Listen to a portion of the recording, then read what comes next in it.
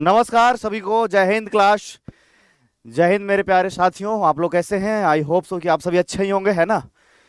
और आज हम लोग फिर से बिहार स्पेशल की क्लास में मुलाकात कर रहे हैं एक दूसरे से। हालांकि ये सामने से सापेक्ष मुलाकात नहीं है आज की। और इसके पीछे का कारण है कि आप लोग जो है ऑफलाइन जो है अभी मौजूद नहीं हो पा रहे हैं कुछ कारणों से। बहुत जल्द हम लोग मिलेंगे फिर से क्लास में। अभी फिलहाल आप लोगों को ऑनलाइन ये करना होगा, है ना।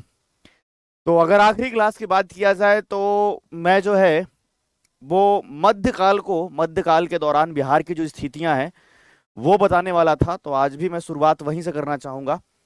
एक बार आप सभी साथी मुझे कमेंट करके ये बताएंगे कि मेरा ऑडियो और वीडियो, है ना, अच्छे से सुनाई और दिखाई पड़ रहा है कि नहीं, ताकि सेशन को हम बहुत सही तरीके से कंटिन्यू कर सकते हैं। एक बात और जरूरी बात कि चूंकि क्लास आपकी ऑनलाइन मोड में ही चल रही है आज की, जो बच्चे ऑफलाइन भी आते होंगे उनको भी ऑनलाइन ही मिल रहा होगा।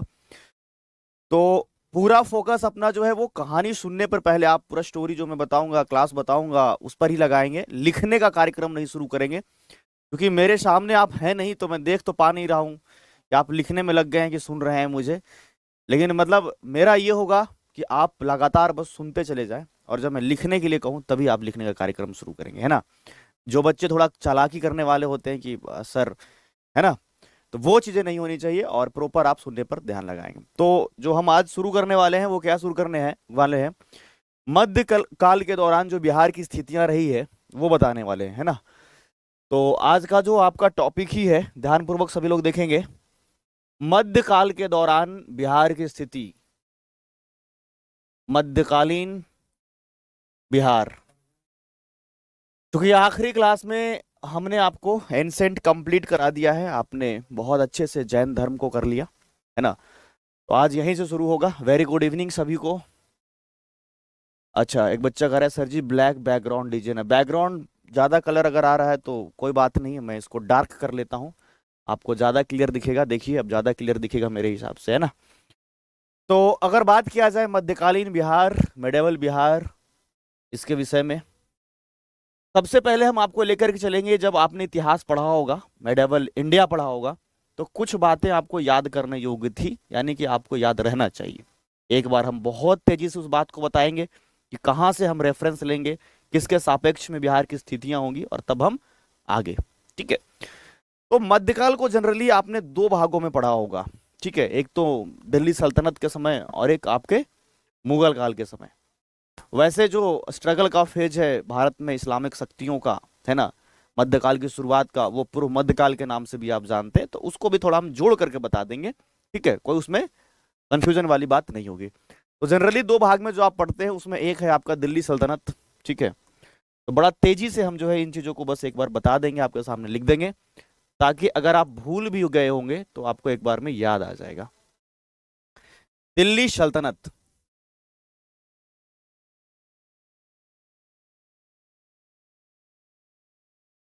और दूसरा जो है आपका इसका फेज, जिसको कहते हो आप मुगल काल, है ना, मुगल काल। तो एक तरफ दिल्ली सल्तनत और एक तरफ मुगल काल। कोई कंफ्यूजन तो नहीं है? सबको आवाज जा रहा है बराबर से एकदम से, है ना। लाइट ज्यादा है कम, देखो ये सब कमे का ज्यादा नहीं होगा बच्चा, बता देते हैं। लाइट जो है ये स्टूडियो जो है ना, इसमें आपको कंप्रोमाइज करना पड़ेगा, क्योंकि आपके सामने आज हम हैं नहीं। ठीक है। तो लाइट जाना, ऊपर से लाइट चूंकि आता है तो कई बार आंख पे भी है लग रहा है, तो उसमें आप थोड़ा कंप्रोमाइज करिए आज के लिए। ठीक है। तो दिल्ली सल्तनत में आपने पांच वंश को देखा, है ना, जिसमें कि आपका अगर कहा जाए तो पहला जो गुलाम वंश या इलबरी वंश, है ना, या ममलुक वंश।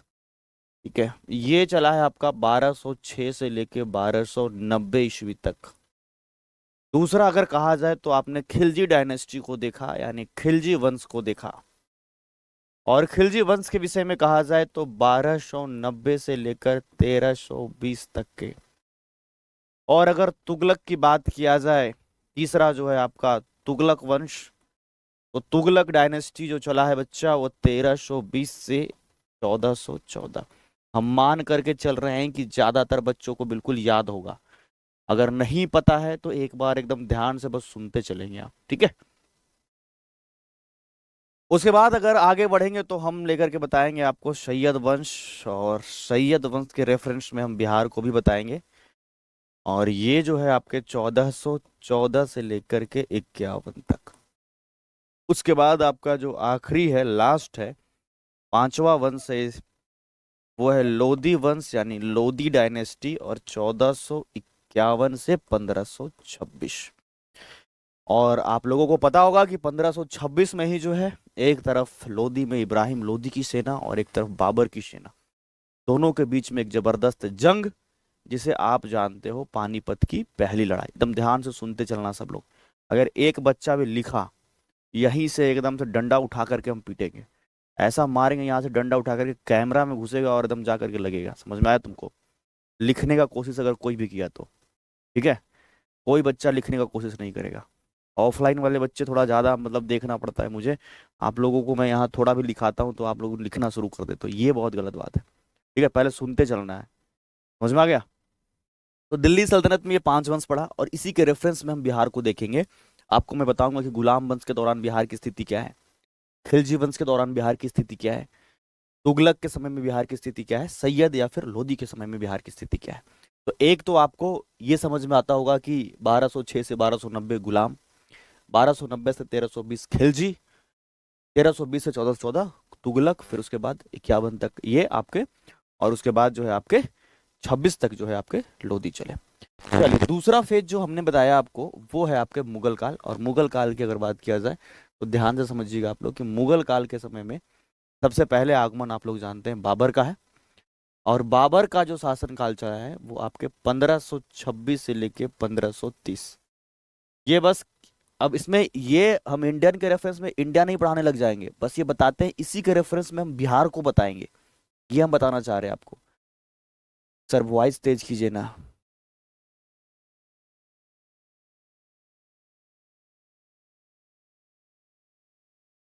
ठीक है, ठीक है। बाबर के बाद अगर बात किया जाए तो हुमायूं, जो आपके सवाल होंगे बच्चे क्लास के एंड टाइम में हम आपसे पूछ लेंगे, आप बता सकते हैं। बीच में अगर आप कमेंट करिएगा तो कोई मतलब नहीं बनता है।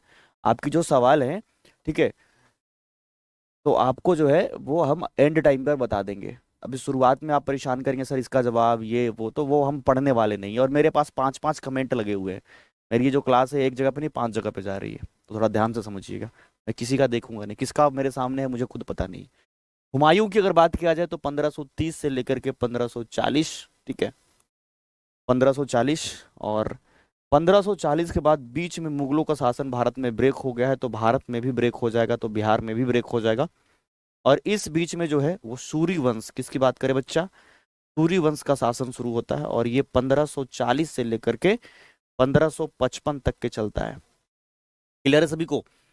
1540 से लेकर के 1555 तक जो है सूरी डायनेस्टी चलेगा। हुमायूं का दूसरा बार जो है वो शासक बनेंगे हुमायूं, और दूसरे बार जो है केवल 1 वर्ष के लिए रहेंगे। उनके बाद इनकी मृत्यु हो जाती है चूंकि। तो हुमायूं के विषय में कहा जाए अगर, तो 1555 से 1556, केवल 1 वर्ष तक की दूसरी बात। उसके बाद अगर हुमायूं की बात की जाए, हुमायूं के बाद में अगर चला जाए तो आपको पता रखना है कि अकबर, और अकबर के शासनकाल में बिहार में बड़े बदलाव हुए थे। तो 1556 से 1605, ठीक है। अकबर के बाद बात किया जाए तो आपका जहांगीर, और जहांगीर के समय अगर कहा जाए तो 1605 से 1627 या 28 भी किसी किताब में दिख सकता है। जहांगीर के बाद आपके शाहजहां, और शाहजहां 1627 से ही या 28 भी कहीं दिख सकता है आपको, 58 तक। और उसके बाद आपके औरंगजेब, ठीक है जी, और ये 1658 से लेके 1707। तो ये मध्यकाल की एक रूपरेखा है जो आपने इंडियन हिस्ट्री में पढ़ा होगा। मैं पूरा मान करके चल रहा हूँ, ये मध्यकाल का एक रूपरेखा है। ये बच्चे कमेंट कर रहे हैं कि सर कितना पेज लिखवा दिए हैं, ये सब क्या है? कुछ नहीं लिखवाए हैं, आप बस पढ़िए। ऑनलाइन केवल क्लास चल रहा है अभी, तो आप बस पढ़ते चलिए, ठीक है।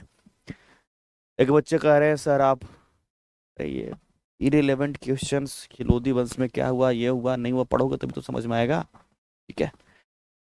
तो ये आपने इंडियन हिस्ट्री में पढ़ा होगा, मैं मान के चल रहा हूँ, और इसी के रेफरेंस में हम बिहार को बताने वाले हैं।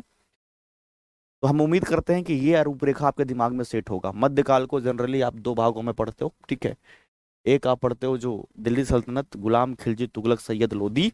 और लोधी में ही 1556 में जो है पानीपत की पहली लड़ाई, और यहीं से जो है आपका शुरुआत होता है बाबर, और बाबर के साथ में औरंगजेब के तक चलेगा मेनली। उसके बाद जो है कुछ शासक रहेंगे जिसमें बिहार में हम जानेंगे, जैसे फर्रुखसियर वगैरह, और ज्यादा जानने की जरूरत नहीं है। तो एक बार जो है इसको आप नोट डाउन कर लेंगे, ठीक है। ठीक है, और मैं टाइटल ही यहाँ पर दे देता हूँ इसको चेंज करके, मध्यकालीन भारत और बिहार। भारत और बिहार, ठीक है। तो इसको एक बार आप लोग नोट डाउन जरा करेंगे फर्स्ट फास्ट में, है ना, तेजी से, फिर हम आगे बढ़ेंगे, आज की क्लास की शुरुआत करेंगे, ठीक है। ये आपके समझ के लिए बस केवल हमने इतना बता दिया, ठीक है। बस हमने समझ के लिए इतना बता दिया। एक बालक कह रहा है कि साउंड कम है। साउंड कम नहीं है बच्चा, थोड़ा सा ना इस स्टूडियो का ऐसा है, यहाँ तेज ही है, यहाँ से फुल किया गया है, जबकि मैंने टेक्निकल टीम से बात करी है। जरा नोट डाउन हो जाए तो आप डन लिख दीजिएगा नीचे, ठीक है। जब हो जाए आपका नोट तो आप डन लिख दीजिएगा, फिर हम आज की शुरुआत करेंगे क्लास का।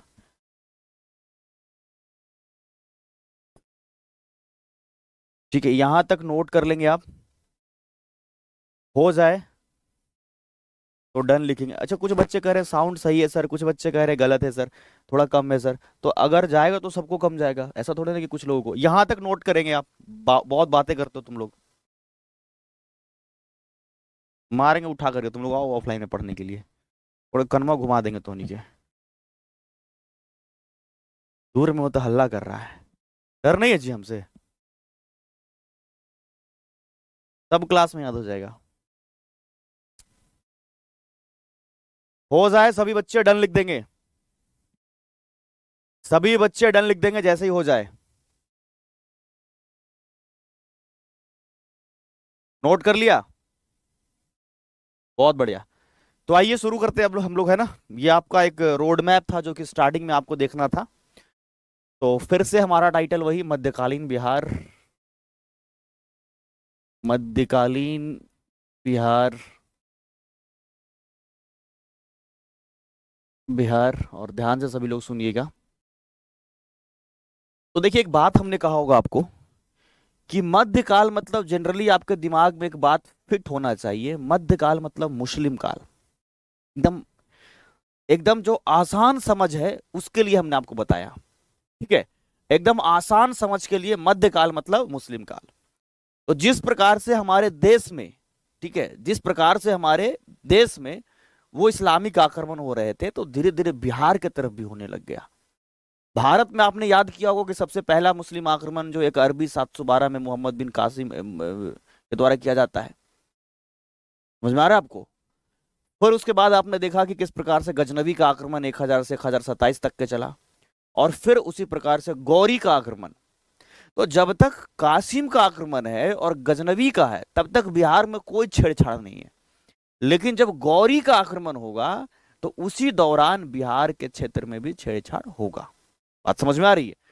तो 1175 में जैसे गौरी का पहला आक्रमण गुजरात के क्षेत्र में, फिर 1191 में तराइन की पहली लड़ाई, और 1192 में तराइन की दूसरी लड़ाई, और उसमें पृथ्वीराज चौहान की हार, और भारतीय क्षेत्र पर अब अग्रसर हो जाएंगे एक एक करके जीतने को लेकर के। ये जो है आपके तुर्की मुस्लिम्स। बात समझ में आ रही है। तो ये तुर्की मुस्लिमों का शासन धीरे धीरे अब स्टेबल होने वाला है भारत में। तो उसी समय दो तीन बात याद रखना है आपको, एकदम ध्यान से समझिएगा, एकदम बढ़िया से सुनते चलिएगा। अब लिखने पर कोई जोर नहीं देगा, सारे बच्चे केवल और केवल सुनते चले जाएंगे, ठीक है। तो जब गौरी का आक्रमण है, तो एक बात समझिएगा कि जब गौरी का आक्रमण चल रहा है, तो गौरी के आक्रमण के दौरान आपने देखा कि दिल्ली में उसने जो ऑफिसर को बिठा रखा है, ठीक है, उसका नाम है कुतुबुद्दीन ऐबक। ये कौन है दिल्ली में? दिल्ली में कौन है? कुतुबुद्दीन ऐबक। उसी प्रकार से कुतुबुद्दीन ऐबक का ही एक सहायक सेनापति है जो कि बिहार और बंगाल जीतने में लगा हुआ है। तो यहां जो आपको दिख रहा है ये बंगाल का हिस्सा, और इसी के जस्ट आगे आप देखोगे ये बिहार का हिस्सा। तो कुतुबुद्दीन ऐबक का एक सहायक सेनापति है और उसी का नाम है बख्तियार खिलजी। क्या बोला हमने? बख्तियार खिलजी। और ये जो है बंगाल के साथ साथ जो है बिहार के क्षेत्र में इधर जीतने में लगा हुआ है। फिर से हम बात को रिपीट कर रहे हैं, ध्यान से समझिएगा। है ना, मोहम्मद गौरी के आक्रमण के साथ में ही भारत में तुर्की सत्ता, मुस्लिमों की सत्ता एस्टैब्लिश हो रही है, स्थापित हो रही है। और वही दिल्ली के क्षेत्र में जो अधिकारी है, जो गुलाम है इसका, उसका नाम है कुतुबुद्दीन ऐबक। और इसी का सहायक सेनापति है जिसका नाम क्या है, बख्तियार खिलजी, जो कि बंगाल और बिहार के क्षेत्र में है। बात समझ में आ रही है? तो एक तो ये जो फेज चल रहा है वो पूर्व मध्यकाल से मध्यकाल की तरफ जाएगा। सर पूर्व मध्यकाल क्या होता है सर? मतलब ये वो स्ट्रगल का फेज है जिससे कि हम मध्यकाल में प्रवेश करने वाले हैं। ऐसा एक दिन की कहानी नहीं थी कि हमारे देश में ये तुर्की आए और एक दिन में आक्रमण करके अगला दिन से पूरे भारत भर में जो है तुर्की सत्ता स्थापित होगी, ऐसा नहीं है। बहुत लंबा समय लगता है और धीरे धीरे जो है आपका वह स्टेबल होता है। तो देश में जो स्टेबल करने में है, दिल्ली के क्षेत्र में ऐबक है, उसी प्रकार से और भी अधिकारी जैसे कुबाचा का या लौद का नाम सुना होगा आपने, है ना। तो बिहार के क्षेत्र में कौन है, बख्तियार खिलजी। आपको मैं जोड़ पा रहा हूं कि नहीं जोड़ पा रहा हूं, ये बताइए मुझे। हाँ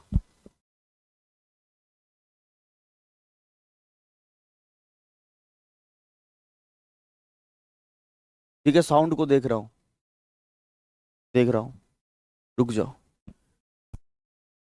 ऑफ ऑफ कर दिया माइक। हाँ ऑफ कर दिया, देखो।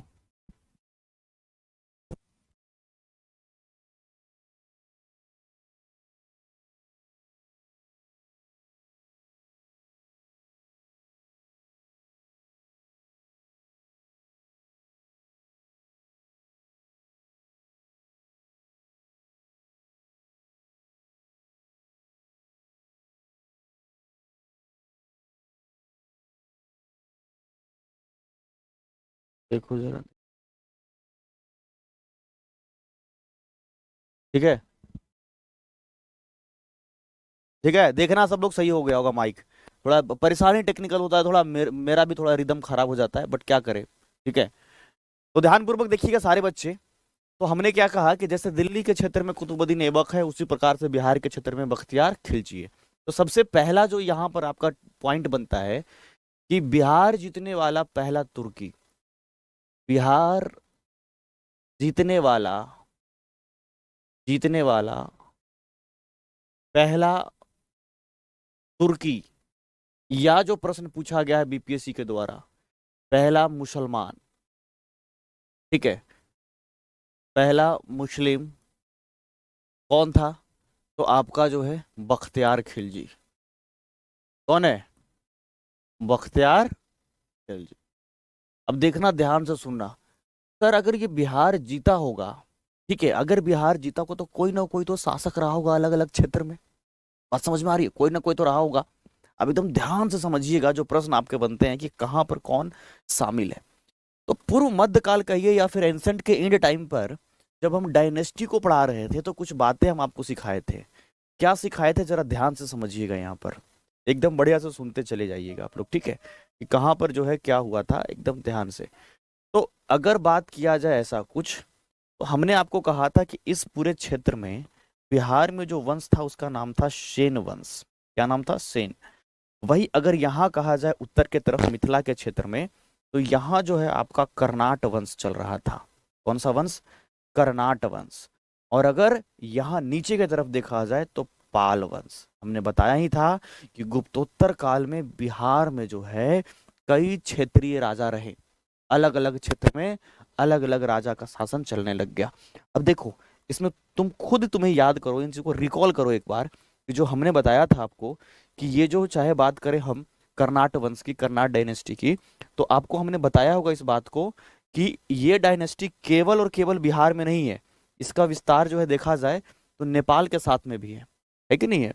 इसका विस्तार जो है कहाँ है? नेपाल के साथ में भी है, नेपाल के साथ में भी है। तो ये आपका ये क्षेत्र हो गया। सेन में हमने बेसिकली कहा था कि बंगाल का सेन वंश, मतलब कि बंगाल के साथ साथ इसमें बिहार शामिल था। बात समझ में आ रही है? और उसी प्रकार से अगर पाल के विषय में कहा जाए, तो पाल डायनेस्टी के विषय में अगर कहा जाए, ध्यान से देखिएगा सभी बच्चे, ठीक है, पाल के विषय में कहा जाए तो इसका जो विस्तार क्षेत्र था कुछ ऐसा था बिहार में। तो ये आपने ये देखा, जैसे सेन वंश है तो बिहार के साथ साथ में इधर बंगाल में भी है, कर्नाटक वंश है तो उत्तरी बिहार के साथ साथ में नेपाल में भी इसका विस्तार है। बात समझ में आ रही है? अब ध्यानपूर्वक समझिए कि कहाँ पर कौन शासक है और किसको हरा करके जो है वो आपके बन रहे हैं, यहाँ पर इसको जीत रहा है। देखिएगा, सर्वप्रथम अगर बात किया जाए तो बख्तियार खिलजी ने जो है आपका वो क्रॉस किया है कर्मनासा नदी को। तो अगर नदी का थोड़ा सा ज्ञान होगा, अगर नहीं भी है तो कोई बात नहीं है। ये इस प्रकार इधर जो है उत्तर प्रदेश है, बिहार के पश्चिम में उत्तर प्रदेश है, और यहाँ बाउंड्री पर ही एक नदी है जो कैमूर की पहाड़ियों से निकल करके आगे जो है गंगा में मिलती है, और इस नदी का नाम है कर्मनासा नदी। एकदम ध्यान से समझना, आप अगर ध्यान से समझते चलोगे तो आपको रटने की, जबरदस्ती पढ़ने की जरूरत कम पड़ेगी। बात समझ में आ रही है? और सोच लेना, एग्जाम होगा, क्वेश्चंस आएंगे, हम यहीं से स्क्रीनशॉट लेकर के बाद में दिखाएंगे, देखो सारे प्रश्न आए। और ध्यान से अगर नहीं सुनोगे, लिखने पर ध्यान देने लगोगे अगर, तो दिक्कत हो जाएगा। तो यही कर्मनासा नदी को सबसे पहले पार किया है किसने? बख्तियार खिलजी ने। तो यहां पर लिखिएगा कि सर्वप्रथम, ठीक है, कर्मनासा नदी को पार कर, कर्मनासा नदी पार कर, ठीक है, बिहार को जीतने का काम कर रहा है कौन? ये बख्तियार खिलजी। अब जब जीतने आ रहा है तो अलग अलग जगह पर अलग अलग शासक है, एकदम अलग अलग जगह पर अलग अलग शासक है। सबसे पहले हम लेकर के चलेंगे आपको ऊपर जो है कर्नाट वंश के पास में। कहाँ लेके चलेंगे बच्चा? कर्नाट वंश। तो जो कर्नाट वंश जो है, अगर इसकी बात करेंगे तो इसके आक्रमण के समय यहाँ का जो शासक है जिसका नाम है नरसिंह देव। क्या बोला हमने? इसका नाम है नरसिंह देव। ध्यान से समझिएगा। अगर वही सेन की बात करेंगे तो यहाँ पर जो शासक है लक्ष्मण सेन, लक्ष्मण सेन। अब एकदम स्टोरी को सुनते चलना।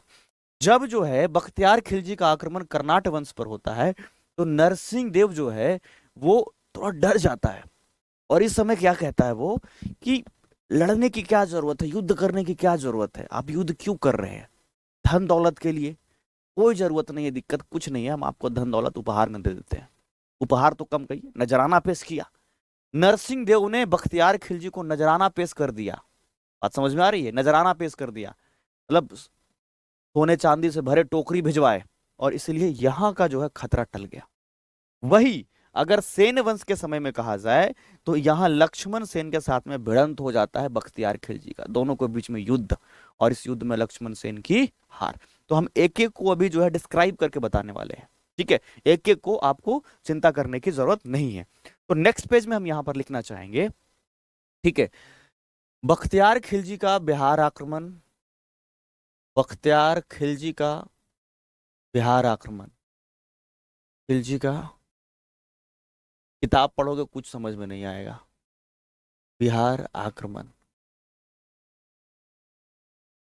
ये 12वीं सदी के अंत में भी है, 12वीं सदी के अंत, और साथ साथ 13वीं, ठीक है, सदी के प्रारंभ, सदी के प्रारंभ।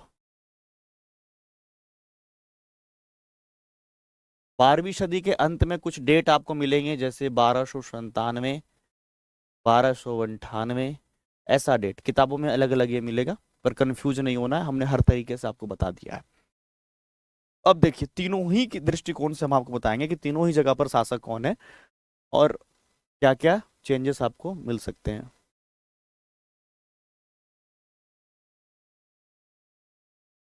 देखिएगा, तो हमने कहा यहां पर क्या है? कर्नाट वंश शासक नरसिंह देव, नरसिंह देव। क्या दूसरे तरफ बढ़े हम? बताओ, यहाँ है सेन वंश, और यहाँ का शासक हमने क्या कह दिया आपको? लक्ष्मण सेन, लक्ष्मण सेन। और यहाँ जो आपको दिखेगा इस तरफ डाउन पे आप देखेंगे यहाँ, तो यहाँ जो दिखेगा आपको वो जो है आपका पाल वंश, ठीक है? कौन सा? पाल वंश। तो एक तो ये चीजें हैं, और अगर इसमें ये हम बात करें बंटवारा की, थोड़ा सा ध्यान रखिएगा यहाँ पे, ठीक है? ऐसे हम कर लेते हैं ताकि थोड़ा आप समझ पाए। ये अलग अलग बिहार में इसमें स्थितियां बनी हुई है, ठीक है?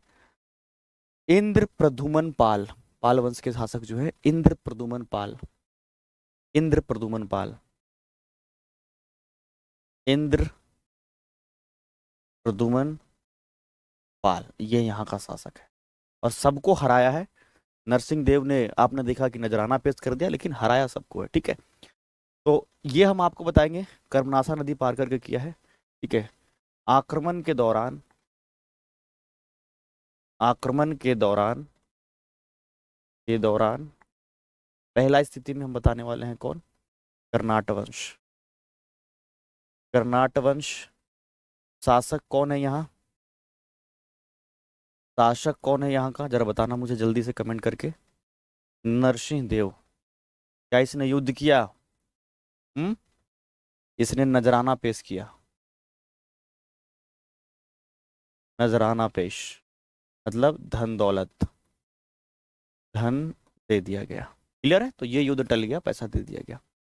दूसरा अगर बात किया जाए तो आक्रमण के दौरान आपको क्या याद रखना है, दूसरे पॉइंट पर हम बात कर रहे हैं आपको सेन वंश का। कौन सा? सेन वंश। ध्यान से समझिएगा। तो सेन वंश हमने बताया हुआ कि बंगाल बेस्ड है ना, मेन जो इसका राजा है वो बंगाल में ही बैठता है, बंगाल बेस्ड है। तो बंगाल में जो बैठता है तो राजा, लेकिन चूंकि बिहार का जो पूर्वी हिस्सा है ये भी सेन वंश में शामिल है। बैठता कहाँ है? बंगाल में, लेकिन इसका पूर्वी हिस्सा इसमें शामिल है। तो इसीलिए हम बिहार के पॉइंट ऑफ व्यू से भी इसको बता रहे हैं। तो सेन वंश का जो शासक है इस समय, बख्तियार खिलजी के आक्रमण के समय, तो इसका जो शासक है उसका नाम क्या है? लक्ष्मण सेन। अब यहां से ये तो आपको समझ में आ गया कि लक्ष्मण सेन है, याद भी हो गया होगा कि यहाँ के शासक कौन है? लक्ष्मण सेन। एक बात और याद रखना है आपको यहाँ पर कि आक्रमण के बाद बख्तियार खिलजी ने, ठीक है, बख्तियार खिलजी ने, ठीक है, बख्तियार खिलजी ने, ठीक है, जो आप नदिया का नाम सुने हो, नदिया, नदिया जिला, नदिया के क्षेत्र को जीता, नदिया के क्षेत्र को, नदिया के क्षेत्र को जीता, क्षेत्र को जीता। ये पहले से जो है राजधानी हुआ करता था जब लक्ष्मण सेन शासक है। ठीक है, जब लक्ष्मण सेन शासक है तब ये राजधानी हुआ करता था नदिया, लेकिन जब इसी को बख्तियार खिलजी जीत गया तो राजधानी को लखनऊती बना दिया। बात समझना, ठीक है, क्षेत्र को जीता तथा राजधानी, राजधानी को कहाँ बनाया?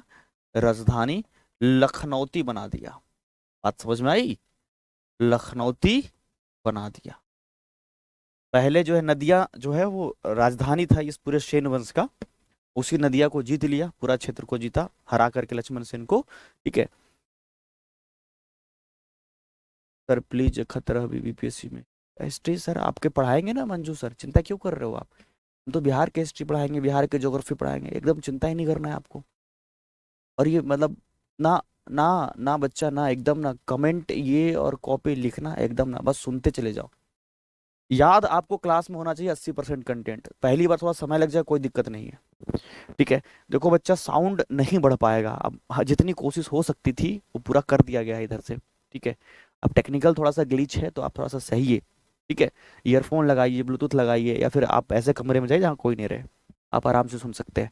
ठीक है, तो कर्नाट वंश के शासक नरसिंह देव, नजराना पेश कर दिया, युद्ध नहीं हुआ। सेन वंश के शासक लक्ष्मण सेन, और इसको हराया गया, नदिया को क्षेत्र को पूरा जीता गया, और राजधानी को लखनऊती बनाया किसने?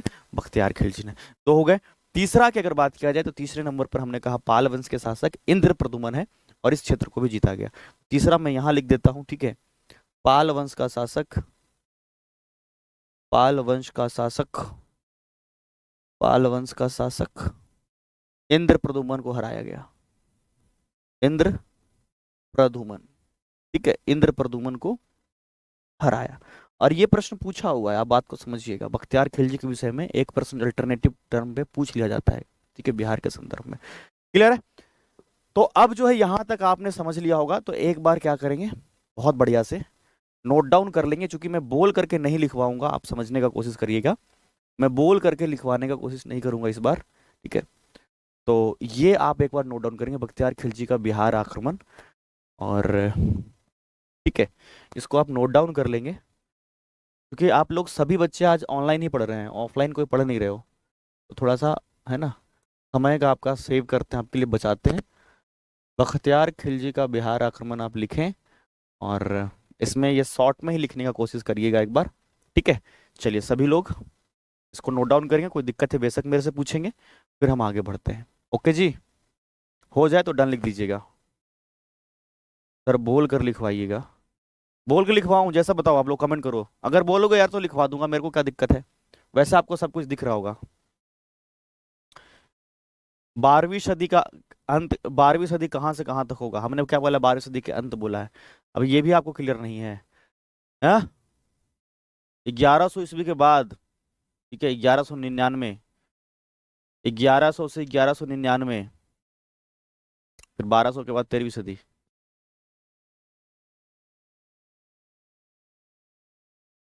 बोल कर लिखवाऊं या फिर ऐसे लिखवा दूं, जैसे बताओ मुझे। बोल कर लिखवा दूं? चलो लिखो। ठीक है, चलो लिखो लिखो लिखो।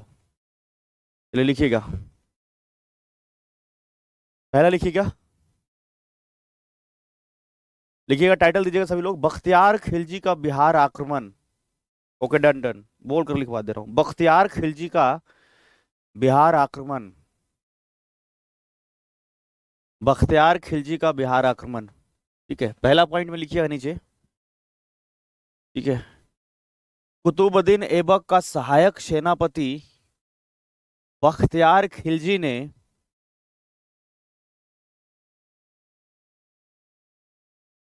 कुतुबुद्दीन ऐबक का सहायक सेनापति बख्तियार खिलजी ने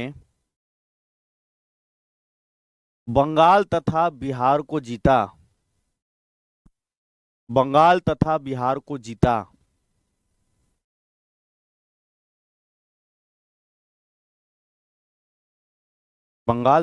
को जीता। 'नेक्स्ट पॉइंट में बख्तियार खिलजी का बिहार का आक्रमण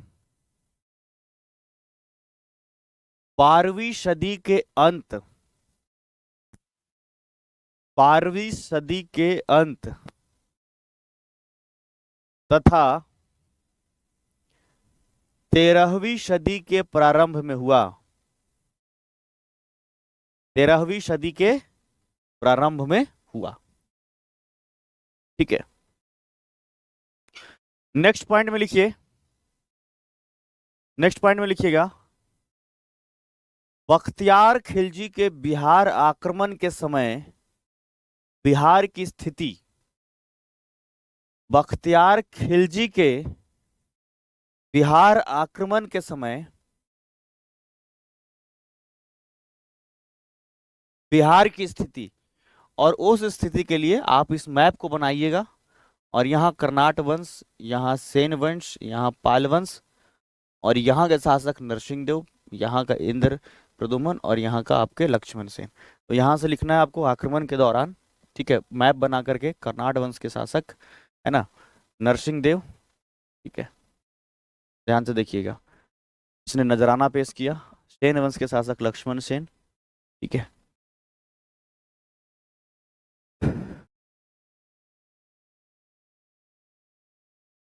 ठीक है।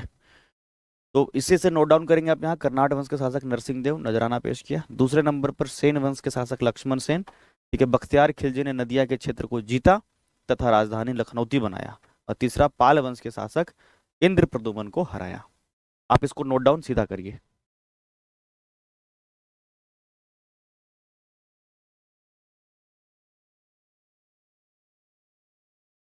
चलिए इसको नोट डाउन करिए, फिर हम आगे बढ़ेंगे। सभी बालक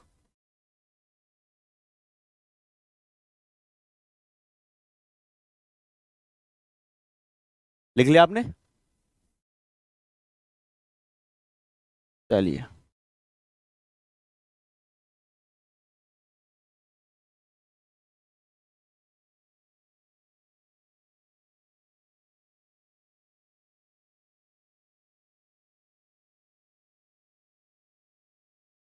आगे बढ़े। नेक्स्ट, हाँ देखिएगा, अब ये तो जीत लिया।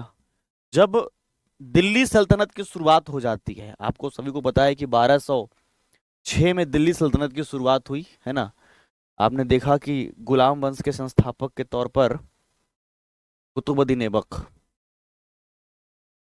1206, ठीक है, में 1206 में दिल्ली सल्तनत की शुरुआत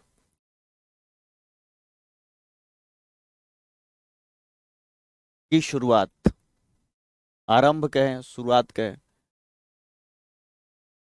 दिल्ली सल्तनत में आरंभ हुआ गुलाम वंश के रूप में, आप लोग जानते हो, है ना, गुलाम वंश, कुतुबुद्दीन ऐबक के द्वारा। अब बिहार की स्थिति क्या होगी, जरा ध्यान से देखना। मतलब कि देश को जो लीड कर रहा है वो कौन कर रहा है, हैं? दिल्ली से अब लीड होगा धीरे धीरे, देखिएगा। तो दिल्ली में यहाँ पर शुरू हुआ है गुलाम वंश। गुलाम वंश के दौरान बिहार के साथ क्या क्या छेड़छाड़ किया जाएगा, जरा ध्यान से देखिएगा, एकदम ध्यानपूर्वक। गुलाम वंश में एक शासक है और उसका नाम है इल्तुतमिश, नाम सुना है? क्या क्या नाम बोला हमने? इल्तुतमिश। इल्तुतमिश दिल्ली सल्तनत का ऐसा पहला शासक है, इल्तुतमिश दिल्ली सल्तनत का ऐसा पहला शासक है जिसने बिहार को जो है वो दिल्ली सल्तनत में मिलाया। बात समझ में आ रही है? इल्तुतमिश पूरे दिल्ली सल्तनत का सबसे पहला सुल्तान है जिसने इस बिहार को दिल्ली सल्तनत में शामिल कर दिया। लाइन समझ में आई? बात समझ में आ रहा है? क्योंकि अब जो है यहाँ पर हम गुलाम वंश, खिलजी वंश और तुगलक के साथ में बिहार की स्थिति बताएंगे। ठीक है, इल्तुतमिश दिल्ली सल्तनत का पहला सुल्तान। अब देखो, चूंकि सारा क्लास केवल और केवल ऑनलाइन चल रहा है, इसलिए थोड़ा हम लिखने का भी कोशिश ज्यादा कर रहे हैं कि आप इजीली नोट डाउन भी कर लेंगे। बात समझ में आ रही है? जिसने बिहार को, जिसने बिहार को दिल्ली में मिलाया या दिल्ली सल्तनत में शामिल किया।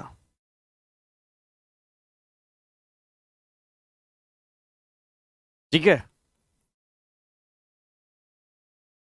किसने किया? इल्तुतमिश ने। और यहां पर जो है, अब चूंकि दिल्ली से चीजें रेगुलेट होगी, अब दिल्ली से रेगुलेट होगी ये बिहार, तो यहां पर इसने एक सूबेदार नियुक्त किया है। ठीक है, ठीक है, तथा सूबेदार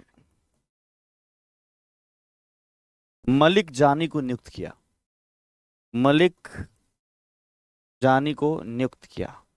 अब दो तीन बातें समझना। पहला सुल्तान इल्तुतमिश है, और पहला सुल्तान जिसने सूबेदार भी पहला नियुक्त किया है दिल्ली सल्तनत का, वो भी आपके जो है मलिक जानी है। तो यहाँ पर ये भी याद तो रख सकते हैं ना आप, दिल्ली सल्तनत का पहला, दिल्ली सल्तनत के द्वारा भेजा गया, नियुक्त किया गया पहला सुल्तान है। बात समझ में आ रही है आपको? दोनों बात याद रखना है। ठीक है, बात समझ में आ रही है कि नहीं आ रही है? तो इल्तुतमिश ने मिलाया और यहाँ पर मलिक जानी को जो है यहाँ का सूबेदार। तो आपसे कहा जाएगा कि बिहार को दिल्ली सल्तनत में शामिल करने वाले पहले सुल्तान कौन है, तो आपका उत्तर क्या हो जाएगा? इल्तुतमिश। और पहले यहाँ पर जो नियुक्त किए गए सूबेदार कौन है, तो ये सूबेदार समझते हैं क्या होता है? सूबेदार मतलब, है ना, सूबेदार मतलब ये होता है कि पूरे कानूनी व्यवस्था का सबसे प्रमुख जो अधिकारी होता है, उस पूरे प्रदेश में जो कानूनी व्यवस्था, एडमिनिस्ट्रेशन रहेगा, प्रशासन रहेगा, उसके सबसे प्रमुख मुखिया जो रहेंगे वो सूबेदार रहेंगे। ऐसे वर्ड आपको मध्यकाल में दिखते हैं। बात समझ में आ रही है? तो ये दूसरा तो सूबेदार है ना जी, दूसरा सूबेदार है। पहला जो है राजा, उसका सूबेदार। जैसे राजा के अंडर में सूबेदार हुआ करता था। अब राजा हर जगह पर जाकर के अपने शासन को तो रेगुलेट कर नहीं सकता है ना, वो एक ही जगह पे रहेगा ना जनरली, कभी कभी आएगा, तो वहां पर एक अधिकारी तो नियुक्त करेगा, वही सूबेदार है। तो प्रदेश का सबसे बड़े जो कानूनी व्यवस्था को बनाने वाले हैं, कानूनी व्यवस्था को दुरुस्त करने वाले हैं, उसी को सूबेदार कहा जाता है। क्लियर है? तो ये हो गया। आगे बढ़ेंगे जरा हम इसी, ठीक है, इसी गुलाम वंश में तो एक शासक आपको आगे मिलेगा। ठीक है, तो अगर बात किया जाए, ठीक है, तो ध्यान से देखिएगा, इसमें ध्यान पूर्वक देखिएगा। अगला जो है आपका बलबन का जब शासन काल आता है, ठीक है, बलबन के विषय में कह रहे हैं, तो बलबन जो है, बलबन ने दक्षिण बिहार के गया क्षेत्र को, अभी वर्तमान से देखा जाए दक्षिण बिहार, ठीक है, बलबन ने गया को, है ना, दिल्ली का हिस्सा बनाया। अब देखो एक बात समझा रहे हैं आपको कि जब तक मजबूत राजा रहेगा दिल्ली में, जब तक बिहार उसमें शामिल रहेगा, मतलब दिल्ली में शामिल रहेगा, फिर यहाँ जब कोई कमजोर राजा आएगा तो बिहार फिर से अलग हो जाएगा। जब यहाँ मजबूत राजा रहेगा बिहार को खींच के मिलाएगा, फिर कमजोर राजा जब यहाँ आएगा तो दिल्ली फिर से अलग हो जाएगा, बिहार फिर से अलग हो जाएगा। बंगाल के शासक उधर मिला लेंगे, या तो स्वतंत्र राजा यहाँ का रहेगा, इधर बगल में बंगाल, तो बंगाल के शासक या तो मिला लेंगे बिहार को, या फिर ये स्वतंत्र हो जाएगा। ठीक है जी। तो बलबन ने गया को दिल्ली का हिस्सा बनाया, और इसकी जानकारी जो हमें प्राप्त होती है, जो उस समय गया के जो राजा थे, गया का शासक या गया को जो राजा था इस क्षेत्र का, उसका नाम था वनराज। ठीक है, गया का राजा वनराज। तो वनराज की जो है, वनराज से भी हम ये बात प्राप्त होता है, उसके प्रशंस जो लिखे गए हैं उसमें ये बातें मेंशन है कि इस क्षेत्र को दिल्ली सल्तनत में बलबन के द्वारा शामिल किया गया था। किसके द्वारा? बलबन के द्वारा शामिल किया गया था। क्लियर है? सभी को याद रहेगा? सभी को याद रहेगा कि नहीं रहेगा, ये मुझे बताना है। इसमें 71 बीपीएससी वाले बच्चे भी क्लास कर रहे हैं क्या? बताना मुझे। हैं? 71 वाले क्यों करेंगे? 71 बीपीएससी के बच्चे भी हैं क्या शामिल? बताना मुझे। इसीलिए तेरे जगह पे क्लास चल रहा है क्या? हैं? एक बालक लिख रहा है, सर तुर्क सत्ता इसे ही कहेंगे क्या? मैंने आपको स्टार्टिंग में ही समझाया था बच्चा, ये भारत पर आक्रमण करने वाले कई मुसलमान रहे हैं। ठीक है, तो उसमें तुर्क जो है यही लोग हैं। हमने आपको समझा, तुर्की आक्रमण जब पढ़ते हो तो उसमें गजनबी और गौरी का कैसे पढ़ते हो? ये सब मुस्लिम ही है। चाहे आपके अरबी आक्रमण में जैसे आपने कासिम का आक्रमण देखा, ठीक है, अब अगर गौरी या गजनबी की बात करें, जो भारत पर गजनबी या फिर गौरी का आक्रमण अगर कहा जाए, तो ये तुर्की मुसलमान है। ठीक है, तुर्की मुसलमान है। अच्छा, इधर मैं लिख दिया एक तरफ, इधर लिख दिया, ओके कोई बात नहीं। जैसे अगर कासिम की बात करेंगे तो ये जो है आपके अरबी है। ठीक है, अगर बात किया जाए जैसे कि लोदियों के बारे में अगर कहा जाए, तो लोदी लोग जो है वो अफगानी मुसलमान हैं सभी मुस्लिम। ठीक है, ठीक है। उसके बाद मुगल एक अलग ही मुसलमान है ना, मुगल। जैसे बाबर हुमायूं की अगर बात करें, जैसे बाबर की बात करें, हुमायूं की बात करें, ये सब जो है आपके मुगल हैं। सब हैं मुस्लिम, लेकिन सब हैं मुस्लिम लेकिन सबका है ना ओरिजिन अलग अलग है। ये तो आपको हमने पहले ही क्लास में समझा दिया था जी, ये तो हमने आपको पहले ही क्लास में बता दिया था, ये सबका ओरिजिन अलग अलग है। बात क्लियर है? तो ये आपको क्लियर हो जाना चाहिए, बात समझिएगा कि यहाँ पर इसने ये किया, वनराज के द्वारा ये बताया गया कि बलबन ने गया के क्षेत्र को शामिल कर लिया था। क्लियर है? आगे बढ़े, वेरी गुड। सो अब हम लोग सीधा खिलजी चलेंगे। खिलजी डायनेस्टी के टाइम पर बिहार की स्थिति कैसे रही है, खिलजी वंश के समय पर वहां पे। ठीक है, तो अगर बात किया जाए खिलजी वंश की, अभी तुम लोग 72 और 75 बीपीएससी जो देने वाले हो, या तो जिसने हिस्ट्री नहीं पढ़ा है वो दिमाग पर एकदम जोर मत दो। देना ही नहीं है। जो बच्चे इतिहास नहीं पढ़े हैं, मतलब या 11वीं 72वीं 75वीं का जो पढ़ रहे हो, अगर आपने क्लास में इतिहास नहीं पढ़ा है तो बिल्कुल ये क्लास आप समझो ही मत, नहीं तो कहा होगा कि तुम्हारे दिमाग में, तुम्हारे दिमाग में ही भरेगा कि सर पता नहीं काका पढ़ा रहे हैं, हमरा खुद नहीं समझ में आ रहा है। ठीक है, समझ में आ रहा है कि नहीं आपको? हिस्ट्री जब तक आपने नहीं पढ़ा तो इसको मत पढ़िए आप। अगर आपने हिस्ट्री पढ़ा है तो पढ़िए, सिंपल से मेरा कॉन्सेप्ट। और नहीं तो कल होगा सर पता नहीं क्या पढ़ा रहे हैं। ठीक है, ध्यान से देखिएगा, आगे देखना। तो अब जो है खिलजी वंश के समय में अगर बिहार की स्थिति कहा जाए, तो खिलजी वंश के शासनकाल में एक शासक है। ठीक है, खिलजी वंश और बिहार, खिलजी वंश और बिहार, ध्यान से समझना। एक शासक है और शासक का नाम है अलाउद्दीन खिलजी। क्या नाम है? अलाउद्दीन खिलजी।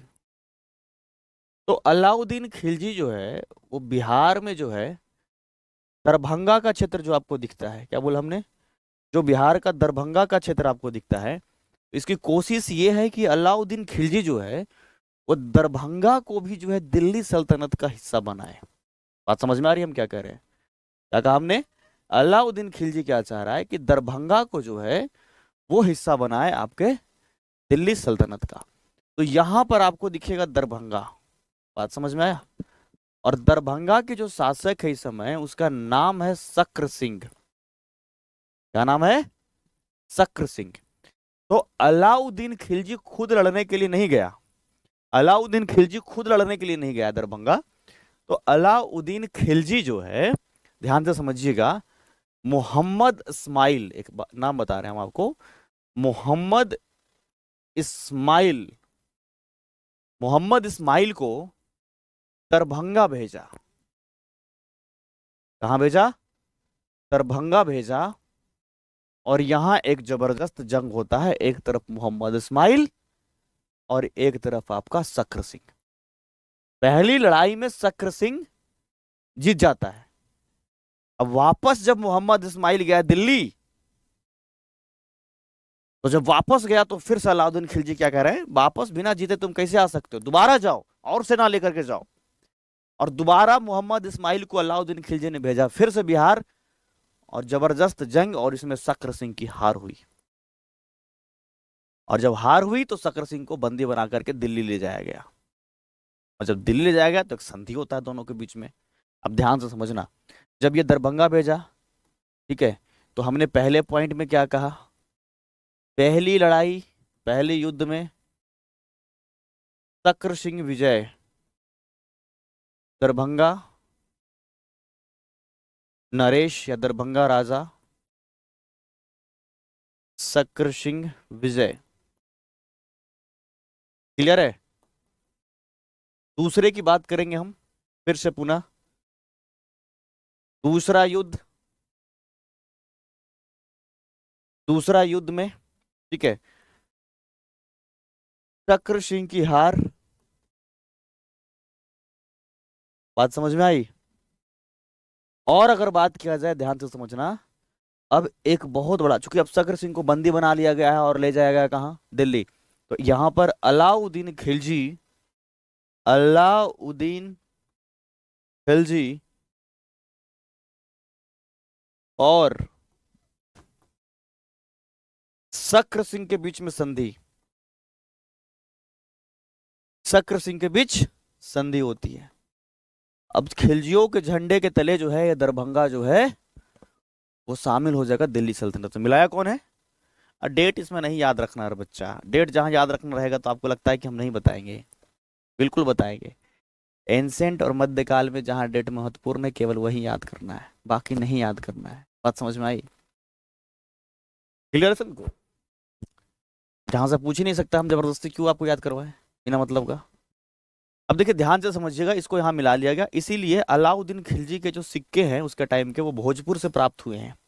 ये प्रश्न आपसे बन सकता है, एके मतलब अलाउद्दीन खिलजी के सिक्के भोजपुर, दरभंगा के बगल में ही, आगे में देखेंगे पश्चिम की तरफ, भोजपुर से प्राप्त हुए हैं, मतलब कि इस क्षेत्र में उसका शासन चलता होगा, प्राप्त हुए हैं। ये पॉइंट को आपको ध्यान में रखना है, अलाउद्दीन खिलजी के सिक्के यहाँ से प्राप्त हुए। तो अलाउद्दीन खिलजी ने दरभंगा को मिला लिया था यहाँ के राजा सक्र सिंह को हरा करके, यहाँ के शासक सक्र सिंह को हरा करके। क्लियर है सभी को? जल्दी बताना मुझे, समझ में आई पूरी कहानी? कहानी समझ में आ गई? रिम्पी, अभिषेक, सेना, सना, निशा, पूजा, और इस बज में 5-5 जगह पे कमेंट लगा हुआ है, पता नहीं कहाँ कहाँ के बच्चे देख रहे हैं। ठीक है, विश्वकर्मा, विवेक सिंह, विवेक कुमार, विक्की, पूर्णिमा, प्रीतम, चंदनी। बताओ क्लियर सभी को? डन। तो आप लोग यहाँ नोट डाउन करेंगे पहले इसके पहले वाली स्टोरी को। यहाँ आपने लिखा था क्या? हाँ, तो यहाँ सबसे पहले कि 1206 में दिल्ली सल्तनत की आरंभ, और गुलाम वंश और बिहार यहाँ पर आप लिखेंगे, और साथ साथ में पूरे लाइन को ऑलमोस्ट हमने कवर किया है, तो आप यहाँ से नोट डाउन कर सकते हैं प्रॉपर, कोई दिक्कत नहीं होगा। ठीक है, तो पहले यहाँ से कीजिए, और चूंकि ऑनलाइन पढ़ा रहे हैं तो हमारा कोशिश भी है लिखते चले जाएं ताकि आपको हमें बोलना ना पड़े ज़्यादा। ठीक है, चलो लिखो यहाँ पर, इल्तुतमिश दिल्ली सल्तनत का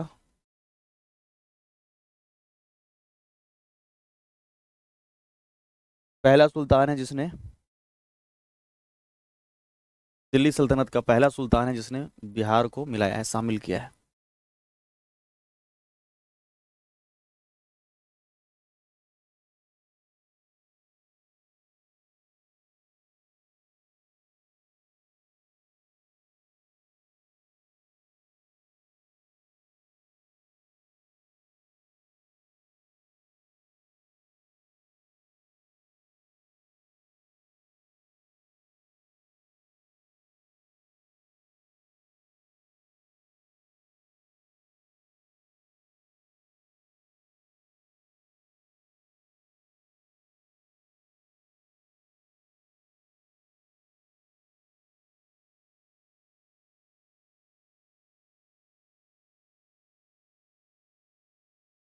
चलिए अगला स्लाइड को लिखिएगा सभी लोग। समझ में नहीं आ रहा है क्या मतलब है, लोग अभी पढ़ करके बताए ना। आगे देखना। खिलजी वंश और बिहार। अलाउद्दीन खिलजी ने मोहम्मद इस्माइल को दरभंगा भेजा। पहले युद्ध में दरभंगा राजा शक्र सिंह विजय। दूसरा युद्ध शक्र सिंह की हार। अलाउद्दीन खिलजी और शक्र सिंह के बीच संधि।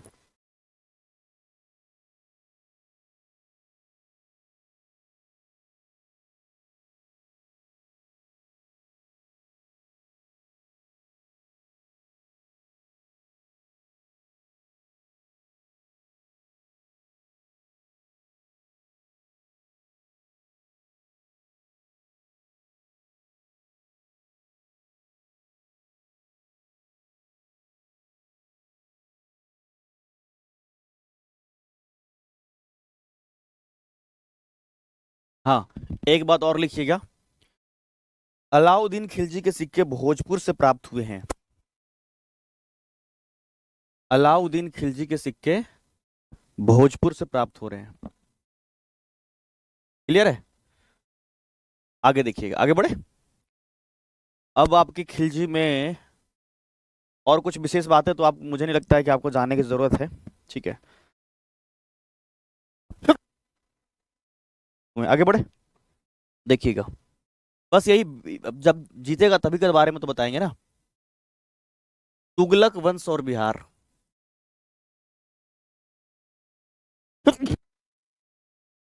सॉरी,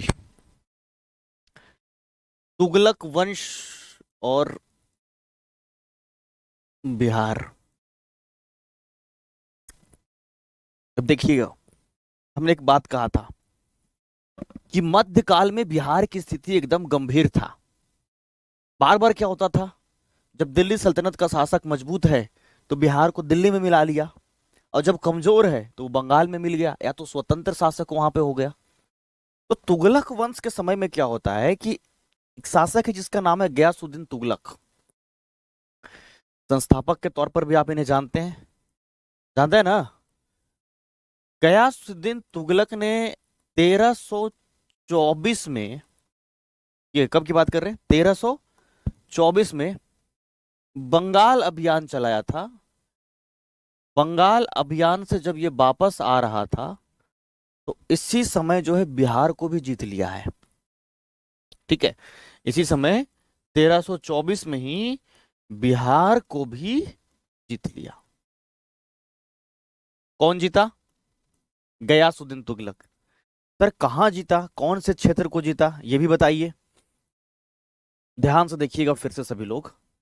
अभी तक कर्नाट वंश खत्म नहीं हुआ है, ध्यान से समझिएगा, है ना। अभी तक कर्नाट वंश खत्म नहीं हुआ है, ये लोग बस, है ना, मतलब किसी तरीके से चल रहा है। और यहां कर्नाट वंश के विषय में अगर कहा जाए तो कर्नाट वंश के जो शासक है अभी, उसका नाम जो है हरि सिंह। क्या नाम है? हरि सिंह। तो हरि सिंह की जबरदस्त हार हुई, और हार के बाद हरि सिंह जो है इस पूरे कर्नाट, है ना, डायनेस्टी, मतलब यहाँ से पतन शुरू हो गया,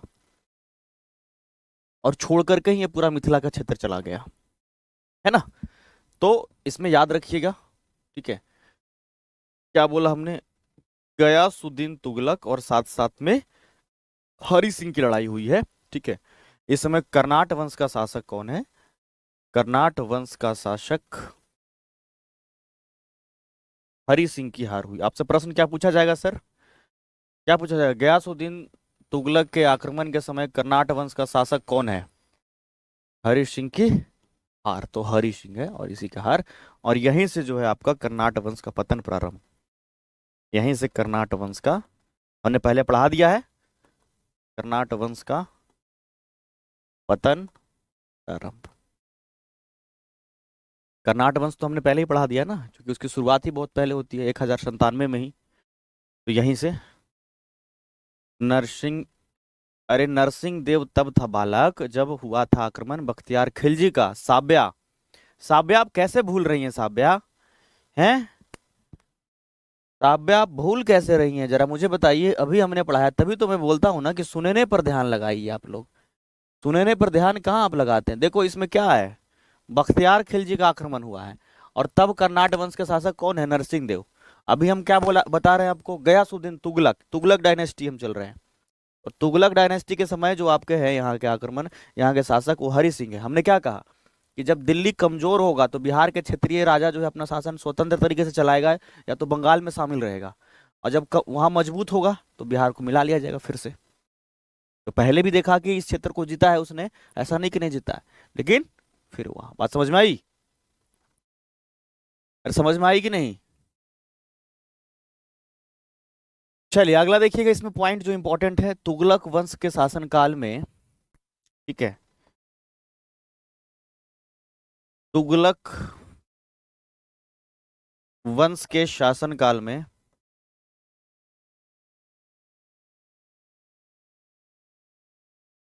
शासनकाल में ठीक है, तुगलक वंश के शासनकाल में बिहार की राजधानी बिहार शरीफ थी। बिहार की राजधानी, ये प्रश्न पूछा जाता है, राजधानी बिहार शरीफ थी। उस समय इसको ओदंतपुरी कहते थे। तो दोनों में से कोई ऑप्शन आपको दिख सकता है, ओदंतपुरी भी दिख सकता है और साथ साथ में आपको बिहार शरीफ भी दिख सकता है। अगर तुम मेरे पूरे बिहार स्पेशल के लेक्चर को केवल सुनते चले जाओगे परीक्षा तक, गारंटी लेते इस बात का, एकदम 20 नंबर आपका फिक्स हो जाएगा। और सुनने के अलावा लिखंतु काम करने लग गए अगर, तो समझ लो कि 2-4 नंबर चौपट हो जाएगा तुम्हारा। लिखना तभी है जब हम बोले, जब सुनने की बात करते हैं तो आपको सुनना ही है। साव्या, आपका कंफ्यूजन दूर हुआ? इसलिए ना कहते हैं कम से कम सुनने पर ध्यान दीजिए। हाँ, पूरा खाली सुन लो, अब कुछ भी नहीं लिखोगे ना, मेरा क्लास का पूरा बिहार स्पेशल था, हम गारंटी लेते हैं कि तुम 20 में से एक आधी गलती करोगे, खाली सुनते चले जाओगे पूरे सब, बिना ये पूरा, बिना मतलब लेक्चर को लिखे। लेकिन अगर लिखने पर फोकस कर दोगे तो कितना चौपट होगा इसका कोई गारंटी नहीं है ना? बात समझ में आ रहा है आपको? तो तुगलक वंश के शासन काल में, ठीक है, बिहार की राजधानी उदयपुर या बिहार शरीफ थी। क्या थी? बिहार शरीफ, यही टर्म आपको मिलेगा। राजधानी कहाँ है? तो बिहार शरीफ, ठीक है, बिहार शरीफ। इस समय नाम में परिवर्तन किया गया था। नाम में परिवर्तन क्या किया गया था? ठीक है, दरभंगा, दरभंगा का नाम तुगलकपुर कर दिया गया। तुगलकपुर कर दिया गया था, ठीक है। तिरहुत लिखा रहे तो तुगलकाबाद भी मिल सकता है आपको, अगर ऐसा लिखे तिरहुत, तो तिरहुत वर्तमान में देखते हो तिरहुत क्षेत्र, उसका तुगलकाबाद मिल सकता है आपको। तुगलकाबाद मैप में दिखाता हूं, तुम लोग को उतना दिखता कहाँ है, तुम लोग अभी एकदम से टूजे हो, मतलब नए नए बालक हो अभी एकदम से। बिहार स्पेशल में थोड़ा परिपक्व हो गए ना जब तब, अभी और क्लास 8-10 हो जाएगा तो।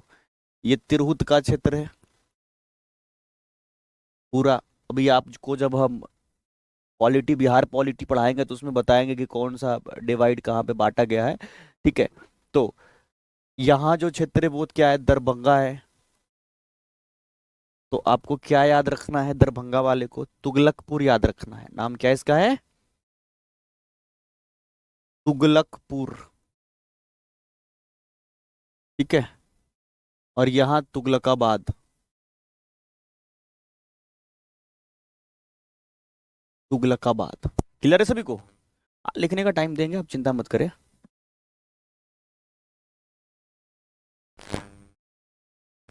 बात समझ में आई? चलिए, तो आप लोग इसको एक बार पहले नोट डाउन कर लेंगे। यहाँ पे आपने खिलजी तक कर लिया होगा ना? यस, आपने खिलजी तक कर लिया होगा, यहाँ तक आपने किया होगा, हमने जो टाइम दिया था।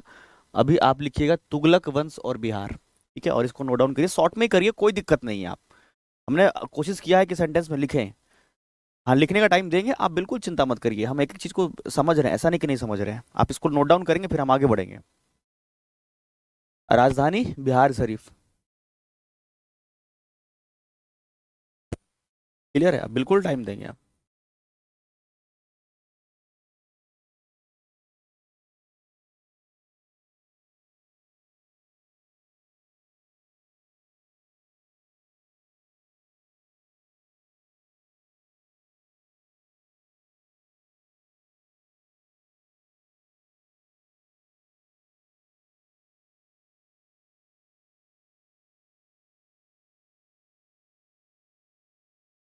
चलिए लिखिएगा सभी लोग।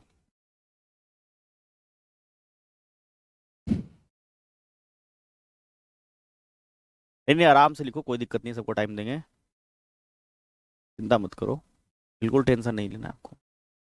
ठीक है, नोट डाउन कर लिया आपने? तुगलक वंश के शासनकाल में बिहार की राजधानी कहाँ है? बिहार शरीफ, याद रखना आपको, बिहार शरीफ। उदनपुरी मिल जाए तो ठीक है। देखो अब ये नाम भी इसी टाइम पर रखा गया था, जो बिहार शरीफ, जो आप जानते हो अभी नाम ना, बिहार शरीफ, क्योंकि इस क्षेत्र में विहारी लोग बहुत थे। विहारी मतलब इस समय ये क्षेत्र में ना बौद्ध मठ बहुत था, तो बौद्ध मठ के कारण अधिक जो है, अब चूंकि वो लोग प्रॉपर विहार प्रोनाउंस नहीं करते तो बिहार, तो आगे चल करके बिहार शरीफ, तो इसी क्षेत्र की वजह से हुआ है, इसी खास पार्टिकुलर क्षेत्र को, है ना? क्लियर है सभी को?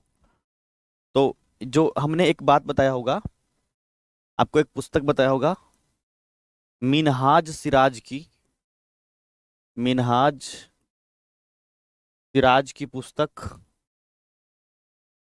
इस वाले में लिखा ना, हाँ यही, मिनहाज सिराज की पुस्तक, तबकाते नासरी,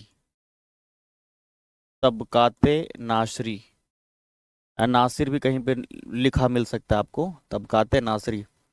तो इसमें ही जिक्र किया गया है कि इस क्षेत्र में, यानी कि ओदंतपुरी या कहें बिहार शरीफ के क्षेत्र में, ओदंतपुरी में, वर्तमान जो बिहार शरीफ में, वर्तमान बिहार शरीफ के हिस्से में, ठीक है, बौद्ध मठ की अधिकता है इस क्षेत्र में। नालंदा का क्षेत्र है ना, क्योंकि बिहार, बिहार शरीफ कहाँ है, बौद्ध मठ की अधिकता है, और इसीलिए इसको शुरुआती दौर में इन लोगों ने बिहार से बिहार कहा। ठीक है, ठीक है, और नाम जो है आगे चलकर, नाम आगे चल करके बिहार शरीफ हो गया, है ना, क्योंकि बिहार के अंदर ही ये बिहार शरीफ नाम है। बात समझ में आती है आपको? बिहार के अंदर में बिहार शरीफ है आपका नाम, बिहार शरीफ। क्लियर है सभी को?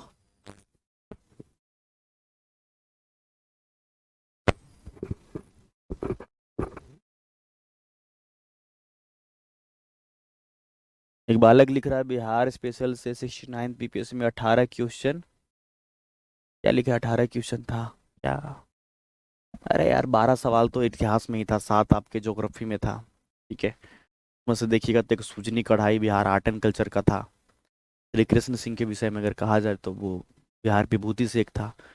तो हमसे पूछो ना, अभी तो छोड़े, 69 तो छोड़ो, 68, 7, है ना, 6, 5, 4, 3, पिछले 10 साल तक चले जाओ, हम एक एक प्रश्न को देख करके बता देंगे कि कौन से बीपीएससी में पूछा गया कौन सा प्रश्न बिहार स्पेशल से। समझ में आई? तो एकदम आप निश्चिंत रहिए, वो जिम्मेदारी मेरे ऊपर है, आपको ज़्यादा सोचना ही नहीं है। जब अगर हम हैं, ठीक है सर, सिलेबस कम खत्म हो जाएगा, परीक्षा से पहले बच्चा रिवीजन करने का भी टाइम मिलेगा आपको, चिंता ना करिए। चलिए, तो इसको नोट डाउन करेंगे सभी लोग, है ना? तो तुगलक वंश से संबंधित बिहार की स्थितियां यही जो है, आपको समझना इतना ही है। सैयद वंश के समय में कुछ नहीं परिवर्तन हुआ है ना, बिहार में कोई छेड़छाड़, क्योंकि सैयद वंश के जो शासक ही रहे हैं वो मतलब बहुत प्रभावी नहीं रहा, तो जब प्रभावी नहीं रहा तो कुछ हुआ ही नहीं बड़ा बदलाव, है ना? तो सैयद वंश के शासनकाल में बिहार के क्षेत्र में ज्यादा परिवर्तन नहीं था। फिर लोधी के टाइम पर हुआ है, और वो कैसे हुआ है सब कुछ हम डिस्कस करेंगे, लेकिन आज नहीं, अगले क्लास में करेंगे। ठीक है, क्योंकि थोड़ा ऑनलाइन क्लास भी चल रहा है, तो थोड़ा बहुत लंबा हम चाहेंगे भी नहीं कि आपका थोड़ा बर्डन बने आपके ऊपर में। तो हम जो है वो अगले क्लास में, चूंकि अभी आगे जो है बहुत संभावना है कि ऑफलाइन भी शुरू हो जाएगा, तो थोड़ा लंबा क्लास भी होगा आपका, है ना? चलिए ठीक है, तो आज यहीं तक नोट डाउन करेंगे आप लोग। इस क्लास का जो पीडीएफ है, जो हमने अभी इसको लिखाया है जो स्लाइड में, इसको हम अभी सेव करवा करके अपलोड करवा देंगे। ठीक है, इसको सेव करवा करके अपलोड करवा देंगे। ठीक है, तो ध्यानपूर्वक सभी लोग यहीं तक आज की क्लास को, ठीक है, यहीं पे बाइंड अप करते हैं। सभी को गुड नाइट, और फिर हम लोग मुलाकात करेंगे बहुत जल्द क्लास में। आई होप सो कि बहुत जल्द हम लोग ऑफलाइन में मिलेंगे, और एक नया जोश जुनून और एनर्जी के साथ में। ठीक है, चलिए, थैंक यू सो मच।